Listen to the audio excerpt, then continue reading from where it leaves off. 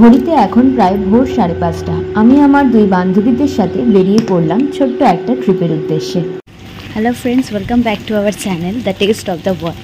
তো ফাইনালি আমি আমার গার্লস ট্রিপের জন্য বেরিয়ে পড়েছি। এটা আমার ফার্স্ট টাইম আর কি একদম।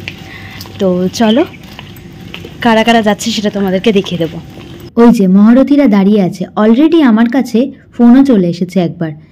দেখাচ্ছি, দাঁড়াও, রোডটা ক্রস করি। রাইট সাইডে যাকে দেখছো ওর নাম স্বর্ণালী, আর লেফট সাইডে চঞ্চুরিকা।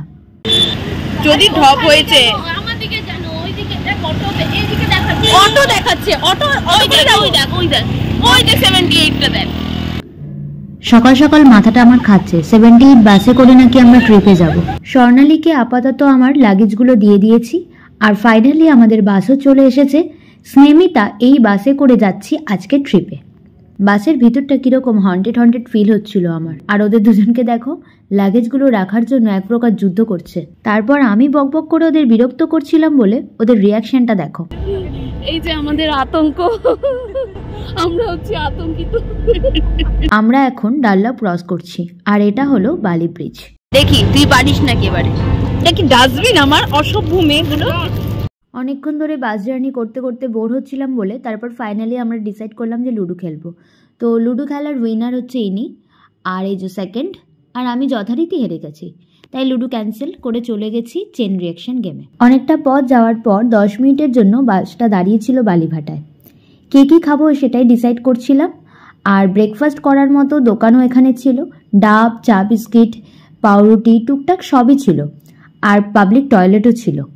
আবার আমাদের বাস গন্তব্যের উদ্দেশ্যে রওনা দিল। এই ট্রিপটা আমাদের সত্যি মনে রাখার মতো। দানাঝড়ের পরের দিনই 26শে অক্টোবর আমাদের বাসের টিকিট কাটা ছিল। এই ট্রিপে আমরা রোদ, ঝড়, বৃষ্টি সবই পেলাম। অনেকটা পথ কিন্তু আমরা রোদই পেয়েছি, কিন্তু এই 50 মিনিটের দূরত্বে এই জায়গায় হঠাৎ বৃষ্টি। জানি না ভিডিওতে তোমরা কতটা বুঝতে পারছো। এই কাছে দেখো বৃষ্টির ফোঁটা পড়ছে। অবশেষে আমরা বাস থেকে নামলাম চাউলখোলা স্টপেজে। এখানে অটো, টোটো সবই তোমরা পেয়ে যাবে তোমরা তোমাদের রিসর্ট অবধি যেতে। আমরা টোটো রিজার্ভ করেছিলাম। টোটো ভাড়া লেগেছে 150 টাকা। যেই টোটো দাদাটা আমাদের রিসর্ট অবধি পৌঁছেছিল তার ফোন নাম্বার ডেসক্রিপশন বক্সে দেওয়া আছে। চাউলখোলা থেকে আমাদের রিসর্টের দূরত্ব ছিল 20 মিনিট মতো। আর এই ট্রিপটার সমস্ত প্ল্যান করেছেন ইনি। ফাইনালি আমরা রিসর্টে চলে এসেছি। এটা হচ্ছে রিসর্টটা, আর স্বর্ণালী গেছে আমাদের চেকিং এর জন্য। চলো তোমাদেরকে রিসর্টটা ঘুরে দেখাই। আমরা থাকছি রয়্যাল গীতাঞ্জলি রিসর্টে, আর এটা হচ্ছে মন্দারমণিতে। বাইরে দিয়ে তো রিসর্টটা খুবই সুন্দর দেখাচ্ছে। আর এখানে কিন্তু সুইমিং পুলও আছে।